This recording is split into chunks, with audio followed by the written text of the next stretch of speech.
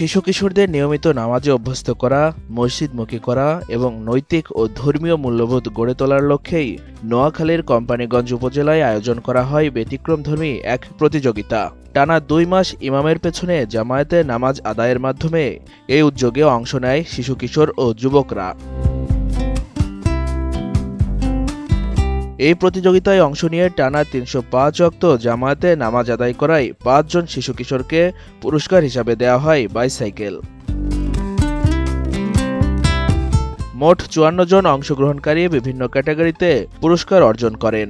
আয়োজকদের মতে ধর্মীয় অনুশীলনের মাধ্যমে শিশু কিশোরদের মধ্যে শৃঙ্খলা ও সময় অনুবর্তিতার অভ্যাস গড়ে তোলাই ছিল আয়োজনের মূল উদ্দেশ্য।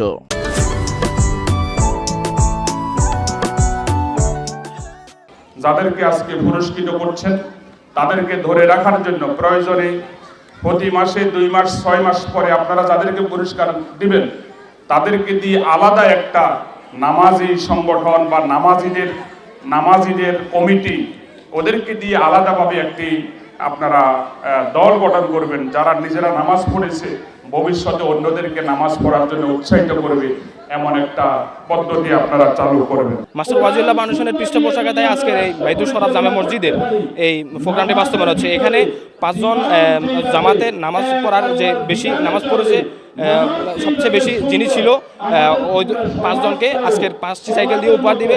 সবার কাছে ভালো লাগতেছে এবং যিনি যে অনুষ্ঠানটা করেছে ওনাকে ধন্যবাদ। পুরস্কারপ্রাপ্ত শিশু কিশোরেরা অনুভূতি প্রকাশ করে বলেন, নিয়মিত জামায়াতে নামাজ পড়ার অভ্যাস গড়ে উঠেছে। বাইসাইকেল পাওয়াটা আনন্দের হলেও সবচেয়ে বড় অর্জন হলো নামাজে সময়মতো হাজির হওয়ার অভ্যাস। জামাতে নামাজ আদায় করার কারণে মাস্টার ওয়াজিউল্লাহ ফাউন্ডেশন থেকে আমাদেরকে উপহার দিয়েছে, আরো অনেকেরকে উপহার দিয়েছে। আমি ২ মাস ইমামের পিছনে নামাজ পড়ে একটি সাইকেল পুরস্কার পেয়েছি। এতে আমি খুশি, আমার মা বাবা খুশি, আমার সমাজের সবাই খুশি। অভিভাবকেরা জানান, এ ধরনের উদ্যোগ আমাদের সন্তানদের মোবাইল ও খারাপ আসক্তি থেকে দূরে রেখে দিনের পথে আগ্রহী করেছে।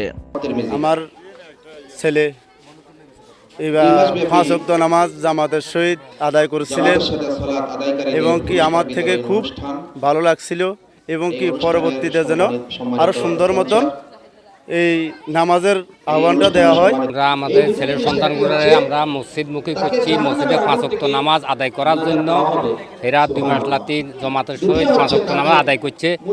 ভবিষ্যৎবাণীও যেন এভাবে ২ মাস নামাজ ৫ ওয়াক্ত আদায় করতে আর এটাই আমাদের কামনা। শিশু কিশোরদের নৈতিক অবক্ষয় রোধে ধর্মীয় অনুশীলনের বিকল্প নেই।